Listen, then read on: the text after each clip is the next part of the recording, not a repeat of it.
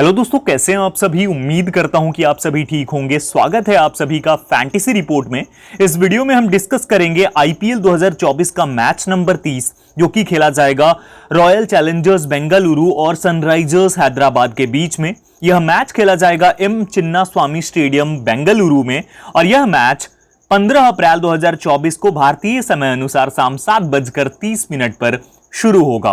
इस मैच की complete dream 11 prediction के साथ, कंप्लीट फैंटेसी प्रेडिक्शन के साथ मैं आ गया हूं। इस वीडियो में आपको पिच रिपोर्ट, वेन्यू स्टैट्स बताने वाला हूं, किस तरीके से रन्स बनते हैं, किस तरीके से विकेट्स जाती हैं इस वेन्यू पे। उसी के साथ दोनों टीम्स की जो प्लेइंग 12 होगी उसे हम डिस्कस करेंगे और उसके साथ में आपको बताऊंगा प्लेयर्स के इंपॉर्टेंट स्टैट्स को। और उसके बाद हम डिस्कस करेंगे दोनों ही टीम्स के जो प्लेयर्स है ना, बैटर्स और बॉलर्स, उनका मैचअप क्या है, यानी प्लेयर बैटल क्या है। इससे आपको यह चीज समझ में आ जाएगी कि कौन सा वो बैटर है जो कि किस बॉलर पे ज्यादा परेशान होता है, किस बॉलर के खिलाफ कौन से बैटर के आंकड़े खराब हैं। और इन सब चीजों को समझने के बाद आप जब अपनी टीम को बिल्डअप करोगे तो बहुत अच्छे तरीके से आप टीम को बिल्डअप कर पाओगे। उसके साथ फाइनल स्टेज में हम बात करेंगे कि आप किस तरीके से अपनी सेफ टीम को बिल्डअप करेंगे जो कि स्मॉल लीग और हेड टू हेड के लिए इंपॉर्टेंट होगी। और उसके साथ ग्रैंड लीग की दो टाइप की टीम बताने वाला हूं। एक तो पहले अगर आरसीबी बैटिंग करती है और सनराइजर्स चेस कर रही है तो कैसे बिल्डअप करेंगे, और अगर सनराइजर्स पहले बैटिंग कर रही है, आरसीबी चेस कर रही है, तो हम कैसे बिल्ड करेंगे अपनी टीम को। ये सब कुछ आपको इस वीडियो में मिलने वाला है, तो पूरी वीडियो ध्यान से देखना। लेकिन वीडियो को स्टार्ट करने से पहले एक छोटी सी रिक्वेस्ट है कि इस वीडियो को प्लीज प्लीज प्लीज एक लाइक जरूर करो। आप लाइक करने से बहुत ही ज्यादा मोटिवेशन आती है, और एक शेयर भी करना। उसके साथ आप चैनल पर नए हो तो सब्सक्राइब जरूर कर लेना। उसी के साथ में अगर आपको फाइनल टाइम में टॉस के बाद की अपडेट और फाइनल टीम चाहिए तो डिस्क्रिप्शन में लिंक है टेलीग्राम चैनल का, जल्दी से जाओ और जुड़ जाओ। शुरू करते हैं। यहां पर आपको सबसे पहले मैं बताने वाला हूं कि जो पिच है, जो पिच का बिहेवियर है इस वेन्यू के ऊपर, वो किस तरीके से रहता है। तो अगर इसकी हम बात करें, इस वेन्यू की बात करें, तो यहां पर कुछ इस तरीके से पिच देखने को मिल जाती है जहां पे आपको एवरेज रन्स जो है 187 के आसपास देखने को मिल जाते हैं। और वहीं पर जो पिच है ये बैटिंग पिच है। एम चिन्नास्वामी की विकेट जो है बैटिंग के लिए काफी अच्छी मानी जाती है। तेज गेंदबाजों को यहां काफी मदद मिल सकती है और वेदर जो है यहां की वो ओवरकास्ट देखने को मिलेगी, यानी आकाश में बादल होंगे। टोटल विकेट गिरते हैं हर मैच में 11 विकेट, और जिसमें से तेज गेंदबाजों को 8 विकेट मिलती है और स्पिन गेंदबाजों को टोटल 3 विकेट मिलती है। तो कहीं ना कहीं तेज गेंदबाजों को यहां मदद मिलती है और यह विकेट रन्स बनाने के लिए काफी अच्छी है। यहां पर चेस करना थोड़ा सा आसान हो जाता है, तो जो भी टीम टॉस विन करती है वो चेस करने को प्रीफर कर सकती है, वो बाद में बैटिंग करना पसंद कर सकती है। अगर हम बात करें यहां के रीसेंट मैचेस की, उससे हमें काफी कुछ क्लैरिटी मिल जाएगी कि किस तरीके से ये वेन्यू बिहेव करती है वो देख। तो इस वेन्यू के ऊपर लखनऊ और आरसीबी का सबसे रीसेंट मैच हुआ था, जिसमें लखनऊ ने 181 किया था 5 विकेट पे और आरसीबी ने 153 किया था। ऑल आउट हो गई थी आरसीबी, चेस नहीं कर पाई थी। इस मैच में तेज गेंदबाजों को पहली इनिंग में 3 विकेट मिली और दूसरी इनिंग में 7 विकेट मिली, और स्पिन गेंदबाजों को पहली इनिंग में 2 विकेट और दूसरी इनिंग में 1 विकेट मिली थी। फिर आरसीबी ने 182 किया 6 विकेट पे, और केकेआर ने 186 3 विकेट पे करके 16.5 ओवर में मैच को चेस कर लिया। इसमें तेज गेंदबाजों को पहली इनिंग में 4 और दूसरी इनिंग में 2 विकेट मिली, और स्पिनर्स को दोनों ही इनिंग्स में 1-1 विकेट मिली थी। उसके बाद पंजाब किंग्स ने 176 रन किए 6 विकेट पे, आरसीबी ने 178 6 विकेट पे करके चेस कर लिया 19.2 ओवर्स में। और इस मैच में तेज गेंदबाजों को दोनों ही इनिंग्स में 4-4 विकेट मिली और स्पिन गेंदबाजों को दोनों ही इनिंग्स में 2-2 विकेट्स मिली थी। और उसके बाद इंडिया और अफगानिस्तान का मैच हुआ, जिसमें इंडिया ने 212 किया, अफगानिस्तान ने भी 212 किया। इसमें तेज गेंदबाजों को पहली इनिंग में 4 और दूसरी इनिंग में 1 विकेट मिली, और स्पिन गेंदबाजों को पहली इनिंग में 0 और दूसरी इनिंग में 4 विकेट मिली थी। तो कुछ इस तरीके से ये वेन्यू अभी तक खेलती आई है। अगर हम बात करें यहां पर जो स्कोरिंग पैटर्न रहती है उसकी, तो उससे काफी कुछ समझ में आएगा। लेकिन उससे पहले यहां पर जो रीसेंट 3 आईपीएल के मैचेस खेले गए हैं उसमें अगर आप देखेंगे तो यहां पर आपको देखने को मिल जाता है कि लखनऊ और आरसीबी के मैच में टोटल 10 विकेट तेज गेंदबाजों को और 3 विकेट स्पिन गेंदबाजों को मिली। उसके साथ आरसीबी और केकेआर के मैच में टोटल 6 विकेट पेसर्स को और 2 विकेट स्पिनर्स को मिली। और पंजाब और आरसीबी के मैच में टोटल 8 विकेट तेज गेंदबाजों को और 4 विकेट स्पिनर्स को मिली। तो कहीं ना कहीं तेज गेंदबाज जो हैं काफी ज्यादा डोमिनेट करते हुए इस वेन्यू पे आपको देखने को मिल जाएंगे। ऑलराइट, अब हम बात करते हैं इस वेन्यू पे जो मैचेस खेले गए हैं उसके बारे में, और किस तरीके से खेले गए उसका जो स्कोरिंग पैटर्न है क्या है वो देख लेते हैं। तो यहां पर जो है कुछ बातों को ध्यान रखना होगा इस पिच के ऊपर। बाउंस और कैरी होती है इस पिच पे, यानी कि बाउंस भी होती है, कैरी करती है बॉल, बॉलर्स को मदद मिलती है। यहां पर जो तेज गेंदबाज होते हैं उनको सीमर्स काफी ज्यादा मूवमेंट भी एक्सट्रैक्ट कर सकते हैं सरफेस से। उसके साथ बैटिंग फ्रेंडली सरफेस है, तो यहां पर असिस्टेंस तो है बॉलर्स को, लेकिन फिर भी जो पिच होती है बैंगलोर की, ये बैटिंग फ्रेंडली होती है। बैटर्स को जो है वो अपने शॉट्स खेलने का मौका मिलता है। शॉर्ट बाउंड्रीज हैं, शॉर्ट बाउंड्रीज से क्या होता है कि यहां पर रन्स बनाना आसान हो जाता है, क्योंकि बाउंड्री शॉर्ट है तो बाउंड्री लगाना यहां आसान रहता है।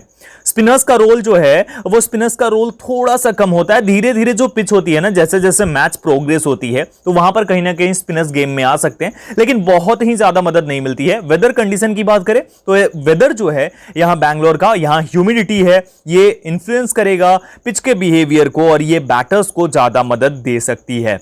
अगर हम ग्राउंड के स्टैट्स की बात करें आईपीएल के अंदर, तो 158 मैचेस खेले गए हैं टोटल, जिसमें एवरेज स्कोर 155 रन प्लस का है, 155 से ज्यादा का बनता है। वहीं पर बैटिंग फर्स्ट टीम ने 70 मैच को विन किया है, बैटिंग सेकंड टीम ने 86 मैच को, और नो रिजल्ट वाला 2 मैच रहा है। स्कोरिंग पैटर्न की बात करते हैं तो स्कोरिंग पैटर्न में 48 बार 150 से कम का स्कोर बना है, 35 बार जो है वो 150 से लेकर के और 169 के बीच का स्कोर बना है। 170 से 189 32 बार, और 190 या उससे ज्यादा का स्कोर जो है वो यहां आपको 42 बार देखने को मिल जाता है। तो यहां आपको हाई स्कोरिंग गेम देखने को मिल जाएगी। वहीं पर बॉलर्स की बात करें इस वेन्यू के ऊपर, तो टोटल मैचेस 158 हुए हैं, इसमें पेसर्स को 449 और स्पिनर्स को जो है 220, यानी कहीं ना कहीं दुगना आंकड़ा है, यानी कि डबल का डिफरेंस है यहां पर, ये आप समझ सकते हो। तो यहां पेस बॉलर्स को काफी मदद मिलती है, लेकिन स्पिनर्स को भी मदद जरूर मिलती है। तो यहां पर हमने कंप्लीट स्टैट्स को डिस्कस कर लिया दोनों टीम्स के प्लेयर्स के बीच में, इस पिच के बारे में, यानी एम चिन्नास्वामी स्टेडियम की जो पिच है इसके बारे में, इस वेन्यू के बारे में। अब आगे बढ़ते हैं और बात करते हैं हम दोनों ही टीम्स की जो प्रोबेबल प्लेइंग 12 होगी और उनकी रीसेंट फॉर्म के बारे में। तो अगर हम बात करते हैं आरसीबी की प्लेइंग 12 की, तो यहां पर आपको प्लेयर्स के नेम दिख जाएंगे और यहां रीसेंट 5 इनिंग्स दिख जाएंगी। आप उनकी रीसेंट इनिंग्स को देख सकते हो। मैं इनिंग्स नहीं बताऊंगा, यहां पर आपके सामने दिख रही हैं, आप देख सकते हो खुद से। मैं सिर्फ प्लेयर्स को बताऊंगा। Faf du Plessis Virat Kohli के साथ ओपन करेंगे। विल जैक्स को एक और अपॉर्चुनिटी मिल सकती है। रजत पाटीदार, कैमरन ग्रीन ये रिप्लेस करेंगे ग्लेन मैक्सवेल को, जिनको की चोट लग गई थी लास्ट मैच में। दिनेश कार्तिक, महिपाल लोमरोर, सौरव चौहान, लॉकी फर्ग्यूसन आपको देखने को मिल सकते हैं। किसकी जगह? रीश टॉपली की जगह। विजय कुमार व्यसक, मोहम्मद सिराज और आकाशदीप, ये इनकी प्रोबेबल प्लेइंग 12 होगी और ये काफी इंपॉर्टेंट रहने वाली है इनकी प्लेइंग 12, और ये जबरदस्त तरीके से कमबैक करने की कोशिश भी करेंगे। अगर बात करें प्लेयर्स के स्टैट्स की एम चिन्नास्वामी में, तो इन प्लेयर्स के स्टैट्स को भी आप देख सकते हो एम चिन्नास्वामी में क्या रहा है इनका स्टैट्स। अब अगर इनकी लास्ट 5 इनिंग्स देखें हम एसआरएच के खिलाफ, सनराइजर्स के खिलाफ, तो फाफ डू प्लेसिस ने जो किया है 71 रन, 73 रन, 5, 41 और 56, यानी कि कहीं ना कहीं 4 इनिंग्स ऐसी हैं एसआरएच के खिलाफ जो जबरदस्त रही हैं इनकी। विराट ने एक में 100 किया था जो लास्ट इनिंग्स थी सनराइजर्स के खिलाफ, उससे पहले भी उनके इनिंग्स को देख सकते हो। विल जैक्स अभी तक खेले नहीं है। रजत पाटीदार 48, कैमरन ग्रीन इन्होंने भी एक 100 लगा रखा है सनराइजर्स के खिलाफ, एक 64 है और एक विकेट भी है। दिनेश कार्तिक 30 रन, उसके बाद 0, 18, 22। बाकी प्लेयर्स के भी आंकड़े देख सकते हो, जो इंपॉर्टेंट आंकड़े हैं वो मैं आपको शेयर कर रहा हूं। बाकी काफी प्लेयर्स हैं जो कि अभी खेले नहीं हैं सनराइजर्स के खिलाफ। ओवरऑल भी आप देख सकते हो रिकॉर्ड्स को। Overall Faf du Plessis, Virat Kohli, Will Jacks और बाकी प्लेयर्स के स्टैट्स जो हैं सनराइजर्स के खिलाफ वो कुछ इस प्रकार से हैं। ऑलराइट, अब हम यहां बात करने वाले हैं कि जो सनराइजर्स हैदराबाद है उनकी जो प्लेइंग 12 होगी और उनके आंकड़े क्या हैं वो देख लेते हैं। तो अगर हम बात करें सनराइजर्स की तरफ से, ट्रेविस हेड जो होंगे ओपन करेंगे अभिषेक शर्मा के साथ, जो कि एज एन इंपैक्ट प्लेयर खेलते हुए दिख सकते हैं। एडन माकरम होंगे, नीतीश रेड्डी, इनकी रीसेंट फॉर्म भी आप देख सकते हो। Heinrich Klaasen, Abdul Samad, Shahbaz Ahmed, Pat Cummins, Bhuvneshwar Kumar, Mayank Markande, Jaydev Unadkat और टी नटराजन, ये इनकी प्रोबेबल प्लेइंग 12 होगी। और एम चिन्नास्वामी स्टेडियम में इनके जो रन्स हैं, इनकी जो इनिंग्स है, जिस तरीके से इन्होंने खेला है यहाँ पर, वो आप देख सकते हो। ज्यादा कुछ देखने को है नहीं, क्योंकि काफी ऐसे प्लेयर्स हैं जो कि पहली बार यहाँ खेलने वाले हैं। प्लेयर्स लास्ट 5 इनिंग्स आरसीबी के खिलाफ, ट्रेविस हेड ने अभी तक नहीं खेला। अभिषेक शर्मा की इनिंग्स को आप देख सकते हो। एडन माकरम ने भी ज्यादा कुछ बेटर नहीं करा। Nitish Reddy, Henry Klaasen 104 run और 32 रन 2 इनिंग्स में। अब्दुल समद, शहबाज अहमद, पैट कमिंस, भुवनेश्वर कुमार, मयंक मार्कंडे, जयदेव उनादकट और टी नटराजन। टी नटराजन ने 3 विकेट लिया था इससे पहले जो मैच खेला गया था आरसीबी के साथ में, और इनके ओवरऑल रिकॉर्ड्स भी आरसीबी के साथ आप देख सकते हो सभी प्लेयर्स के, सो दैट आपके दिमाग में जो है और भी ज्यादा क्लैरिटी हो जाए। ठीक है, उसके साथ अगर हम बात कर लें कि जो हेड टू हेड है दोनों ही टीम्स में वो क्या आंकड़े रहे हैं, तो हेड टू हेड में अगर आप देखेंगे तो सनराइजर्स ने 12 मैच विन किया है, आरसीबी ने 10 मैच, टोटल 22 मुकाबले खेले गए हैं, टोटल 23 खेले गए हैं, एक बिना रिजल्ट के भी समाप्त हो चुका है। ठीक है, तो यहां पर ये कंप्लीट स्टैट्स को हमने डिस्कस कर लिया, स्टैट्स समझ गए होंगे आप लोग। अब हम फाइनली बात करते हैं कि जो हमारे प्लेयर्स हैं उनके प्लेयर बैटल क्या है, यानी कि बैटर्स और बॉलर्स की मैचअप क्या है, क्योंकि बैट बॉल की मैचअप जब हम देखेंगे तभी हमें समझ में आ जाएंगी चीजें कि कौन सा प्लेयर जो है किसके खिलाफ वीक पड़ता है, कौन सा बैटर कौन से गेंदबाज के खिलाफ फंसता है, ये देखना काफी जरूरी है। तो देख लेते हैं। तो प्लेयर बैटल की बात करते हैं आरसीबी और सनराइजर्स के प्लेयर्स की। तो फाफ डू प्लेसिस वॉशिंगटन सुंदर की 8 गेंदों में 8 रन बनाकर एक बार आउट हुए हैं। टी नटराजन की 16 गेंदों में 20 रन बनाकर एक बार आउट हुए हैं। विराट कोहली भुवनेश्वर कुमार की 30 गेंदों में 50 रन बनाकर 2 बार आउट हुए हैं, और ए सिंह की 4 गेंदों में 6 रन बनाकर एक बार आउट हुए हैं। रजत पाटीदार अभिषेक शर्मा की 7 गेंदों में 9 रन हैं इनके, भुवनेश्वर कुमार की 8 गेंदों में 9 रन हैं। विल जैक्स मार्को यानसेन की 19 गेंदों में 26 रन बनाकर 4 बार आउट हुए हैं। ग्लेन मैक्सवेल टी नटराजन की 30 गेंदों में 32 रन बनाकर 3 बार आउट हुए हैं, और मार्को यानसेन की 11 गेंदों में 12 रन करके एक बार आउट हुए हैं। दिनेश कार्तिक भुवनेश्वर कुमार की 13 गेंदों में 26 रन हैं इनके, और जयदेव उनादकट की 14 गेंदों में 35 रन हैं। तो दोनों के खिलाफ काफी ज्यादा स्ट्रांग है, इस चीज को जरूर ध्यान रखना। महिपाल लोमरोर टी नटराजन की 5 गेंदों में 2 रन और एक बार आउट हुए हैं। ट्रेविस हेड लॉकी फर्ग्यूसन की 9 गेंदों में 11 रन आउट नहीं हुए हैं। अभिषेक शर्मा ने ग्लेन मैक्सवेल की 3 गेंदों में बिना रन बनाए एक बार आउट हुए हैं। अल्जारी जोसेफ की 6 गेंद में 10 रन बनाकर एक बार आउट हुए हैं। एडन मार्करम कैमरन ग्रीन की 3 गेंदों में 5 रन बनाकर एक बार आउट हुए हैं, और यश दयाल की 13 गेंदों में 13 रन बनाकर एक बार आउट हुए हैं। राहुल त्रिपाठी मोहम्मद सिराज की 25 गेंदों में 30 रन बनाकर 2 बार आउट हुए हैं, और लॉकी फर्ग्यूसन की 10 गेंदों में 17 रन बनाए इन्होंने। हेनरी क्लासन टॉम करन की 7 गेंदों में 6 रन बनाकर 2 बार आउट हुए हैं, और अल्जारी जोसेफ की 30 गेंदों में 43 रन बनाकर 2 बार आउट हुए हैं। अब्दुल समद लॉकी फर्ग्यूसन की 6 गेंदों में 5 रन बनाकर और एक बार आउट हो चुके हैं। तो कुछ इस तरीके से ये इंपॉर्टेंट प्लेयर बैटल है, प्लेयर मैचअप है। होप करता हूं आप लोग समझ गए होंगे। अब आगे बढ़ते हैं और फाइनली अब हम फाइनल स्टेज में बात करते हैं कि जो सेफ टीम होगी हमारी और ग्रैंड लीग की जो हमारी टीम्स होंगी वो हम कैसे बिल्डअप करेंगे। बहुत ही ज्यादा ध्यान से देखना और समझना आप लोग दोस्तों, बहुत ही ज्यादा ध्यान से समझना, क्योंकि अब मैं आप लोगों को आपकी जो टीम्स होंगी आप कैसे बिल्डअप करोगे ये समझाने वाला हूं। एक तो सेफ टीम और उसके साथ आप ग्रैंड लीग की टीम्स को कैसे बिल्डअप करोगे वो भी बताऊंगा। सबसे पहले सेफ टीम की बात करते हैं। तो सेफ टीम हम कैसे बिल्डअप करेंगे? विकेट कीपिंग से हमारे पास 2 ऑप्शन है, एक है हेनरी क्लासन का, दूसरा है दिनेश कार्तिक का। हेनरी क्लासन नंबर 4 या 5 पे बैटिंग करता हुआ दिखेगा आपको, और दिनेश कार्तिक जो है ये 5 या 6 नंबर पे बैटिंग करता हुआ दिखेगा। दोनों ही प्लेयर्स बहुत ही धुआंधार बैटिंग कर रहे हैं और इस वेन्यू के ऊपर चांसेस हैं कि दोनों की बैटिंग आ जाए, तो इसीलिए हम दोनों ही विकेट कीपर्स को पिक करके चलेंगे यहां से। अब बैटर्स की बात करें तो विराट कोहली को मैं पिक करूंगा, ओपन करेगा। ट्रेविस हेड भी ओपनर पिक करूंगा। फाफ डू प्लेसिस और अभिषेक शर्मा, ये 4 प्लेयर्स होंगे, 4 बैटर्स जिन्हें हम पिक करके चलने वाले हैं। ऑलराउंडर्स की बात करें तो एडन मार्करम को पिक करना है आपको। विल जैक्स बहुत इंपॉर्टेंट प्लेयर है, नंबर 3 पे बैटिंग करेगा आरसीबी की तरफ से, ये भी इंपॉर्टेंट है। उसके साथ नीतीश रेड्डी, ये भी बहुत इंपॉर्टेंट प्लेयर है, बहुत जबरदस्त फॉर्म में भी है।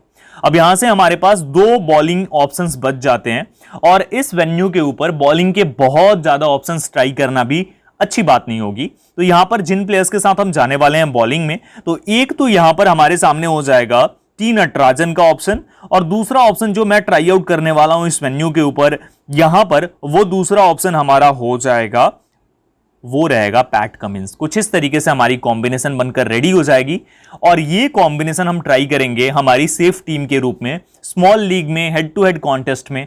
यहां पर एकदम सही तरीके से कॉम्बिनेशन बनकर रेडी है, हमारी हायर परसेंटेज वाले प्लेयर्स भी हैं, और यहां पर सबसे ज्यादा ट्रम्प कार्ड जो प्लेयर रहने वाला है वो नीतीश रेड्डी रहने वाला है। इस पे नजरें जरूर रखना, और दूसरा विल जैक्स पे भी आप जरूर नजरें अपनी बनाकर रखना, ठीक है। अब इसमें कैप्टन भीसी किसे करेंगे ये सवाल उठ रहा है यहां पर। तो ऑप्शंस कौन से हैं? एक तो हेनरी क्लासन का ऑप्शन भी है, ठीक है। उसके बाद विराट कोहली, उसके साथ आपके पास ऑप्शन है ट्रेविस हेड का, वहीं पर नीतीश रेड्डी भी आपके पास अच्छा खासा ऑप्शन हो जाता है, जिसके साथ हम जाएंगे। विराट कोहली मेरा कैप्टन रहने वाला है और जिस प्लेयर को मैं VC करके चलूंगा, वाइस कैप्टन करके चलूंगा, वो यहां रहने वाला है ट्रेविस हेड। कुछ इस तरीके से हमारी कॉम्बिनेशन बनकर रेडी हो जाएगी और ये हमारी सेफ टीम होगी। सेफ टीम में यही कॉम्बिनेशन मैं ट्राई आउट करने वाला हूं, ठीक है। अब यहां पर इस टीम को सेव कर लेते हैं हम। उसके बाद बात करते हैं हमारी ग्रैंड लीग की टीम नंबर 1 की। तो ग्रैंड लीग पे नजरें बनाकर रखना इसलिए भी इंपॉर्टेंट है क्योंकि यहां देखिए, आप अगर नंबर 1 आते हो ना तो 3 करोड़ कहीं नहीं गया है। तो इसीलिए मैं बार बार बोलता हूं कि ग्रैंड लीग को बहुत ही ज्यादा सीरियसली लो, क्योंकि ये काफी कुछ आपको दे सकती है। अब हम बात करते हैं हमारी जो ग्रैंड लीग की टीम्स होंगी उन्हें हम कैसे बिल्डअप करेंगे। तो ग्रैंड लीग की टीम की सिचुएशन नंबर 1 ये रहेगी कि अगर मान लेते हैं हम कि आरसीबी पहले बैटिंग करती है और एसआरएच चेस कर रही है, तो हम कैसे बिल्डअप करेंगे टीम को। तो देखिए, विकेट कीपिंग से दोनों ही विकल्प हैं हमारे पास। जिसके साथ मैं जाऊंगा ना वो यहां हेनरी क्लासन होने वाला है, क्योंकि एसआरएच जब चेस करेगी तो उस टाइम पे अगर 2 विकेट जाते हैं उनके, तो वहां पर चांसेस ज्यादा है कि हेनरी क्लासन बैटिंग को आए और बैटिंग करेगा अगर इस वेन्यू पे हेनरी क्लासन, तो बहुत कुछ दे सकता है आपको। इसीलिए इस मैदान को देखते हुए और इस टाइमिंग को देखते हुए मैं हेनरी क्लासन को पिक करके चलूंगा। दिनेश कार्तिक को इनके बैटिंग ऑर्डर की वजह से मैं यहां ड्रॉप करके चलने वाला हूं, ठीक है। अब आ जाते हैं बैटिंग में।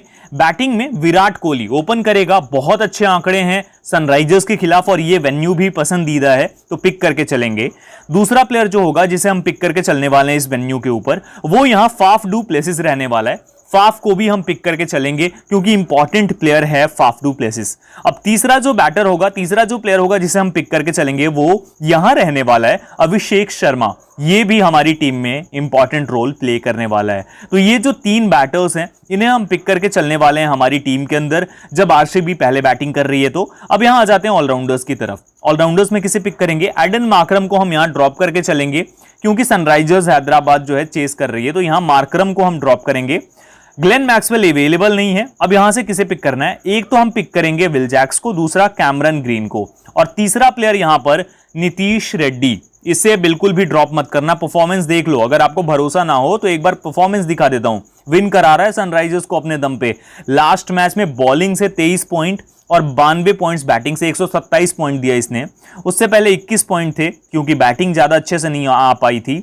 उसके बाद अगर आप देखेंगे कुछ भी नहीं है, लेकिन लास्ट मैच में जिस तरीके से परफॉर्म करा इस बंदे ने, बहुत जबरदस्त प्लेयर है और इसे पिक करके आपको चलना है, ठीक है। अब आ जाते हैं बॉलिंग में।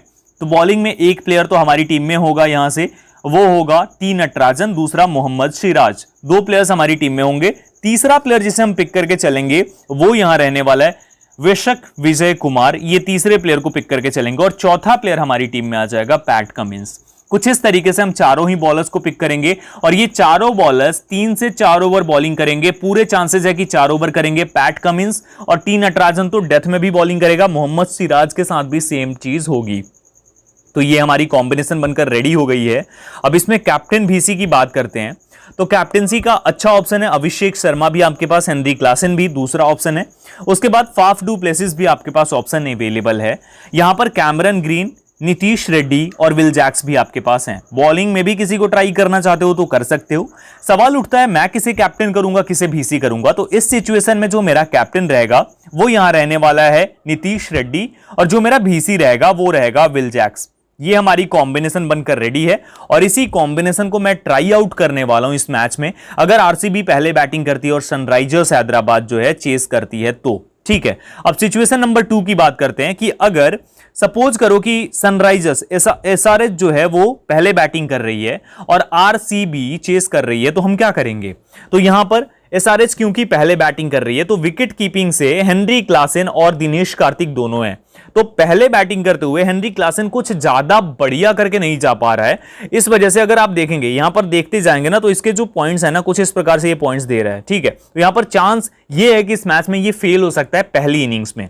तो यहां पर हम हेनरी क्लासन को ड्रॉप करेंगे और केवल दिनेश कार्तिक के साथ जाएंगे, क्योंकि अगर एसआरएच जो है अच्छा खासा स्कोर करती है तो वहां पर दिनेश कार्तिक की नीड होगी और ये इंपॉर्टेंट रह सकता है। तो इसीलिए हम दिनेश कार्तिक को पिक करेंगे, रिस्क लेंगे हेनरी क्लासन को ड्रॉप करने का, ठीक है। अब उसके बाद आ जाते हैं यहां पर बैटिंग से। तो विराट कोहली को तो पिक करना है, ये पक्की बात है। दूसरा प्लेयर अभिषेक शर्मा होगा जिसे हम पिक करके चलेंगे और तीसरा प्लेयर यहां रहने वाला है जिसे पिक करके चलना है रजत पाटीदार। इसे पिक करके चल सकते हैं, एकदम 100% बहुत अच्छा प्लेयर है। अब यहां आ जाते हैं ऑलराउंडर्स की तरफ, तो एडन मार्करम को पिक करना है, दूसरा कैमरन ग्रीन, तीसरा विल जैक्स, चौथा नीतीश रेड्डी। ये चारों प्लेयर्स होंगे हमारी टीम में, और नीतीश रेड्डी जो होगा नंबर 3 या 4 पे बैटिंग करेगा, विल जैक्स नंबर 3 पे बैटिंग करेगा, कैमरन ग्रीन नंबर 5 पे बैटिंग करेगा, और नंबर 3 या 4 पे एडन मार्करम भी बैटिंग करेगा। तो ये चारों ही प्लेयर्स इसीलिए इंपॉर्टेंट हो जाते हैं, बॉलिंग में भी ये हाथ आजमाते हुए आपको दिख जाएंगे। अब बॉलर्स की बात करें तो बॉलर्स में मैं टी नटराजन को पिक करूंगा अपनी टीम में। दूसरा बॉलर जो हमारी टीम के अंदर आ जाएगा वो हो जाएगा यहां वैश्विक विजय कुमार, और तीसरा प्लेयर जिसे मैं पिक करके चलने वाला हूं इस टीम के अंदर, वो यहां पर अगर खेलता है तो लॉकी फर्ग्यूसन होगा। कुछ इस प्रकार की कॉम्बिनेशन रहेगी। अगर नहीं खेलता है तो हम यहां से पिक करके चलेंगे भुवनेश्वर कुमार को, और ये कॉम्बिनेशन हमारी बनकर रेडी हो जाएगी। ठीक है, अब इस कॉम्बिनेशन में कैप्टन और वीसी किसे करना है ये ध्यान से समझ लो। तो यहां पर ऑप्शंस सभी अवेलेबल हैं। एक बार फिर से हम जिस प्लेयर के साथ जाने वाले हैं, तो मेरा जो कैप्टन होगा इस टीम के अंदर वो यहां रहेगा एडन मार्करम, और जो मेरा वीसी रहेगा, वाइस कैप्टन रहेगा, वो होगा कैमरन ग्रीन।